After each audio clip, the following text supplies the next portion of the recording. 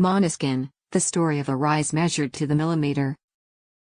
Collective in leading the music of the moment, who would not join his revolution?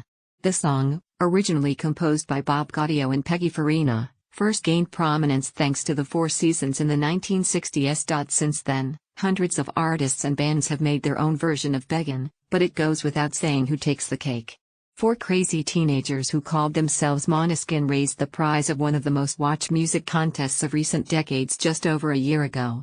Rock and roll is not dead, affirmed the euphoric Damiano a few millimeters from the microphone that he would later use to repeat that seedy Edwoni that has penetrated so deeply into the younger generations.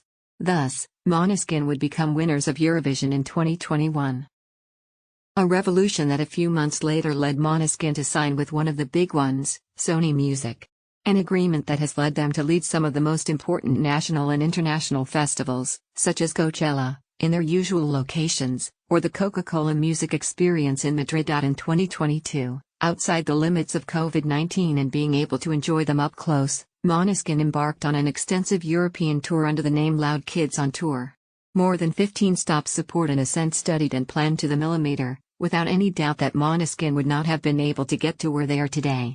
Loud Kids on Tour in 2022 did not count Spain as a stop, but Måneskin, forging a new one for 2023, are not forgotten this time with a tour that makes even more noise again in 2023. The new Måneskin album arrives in 2023.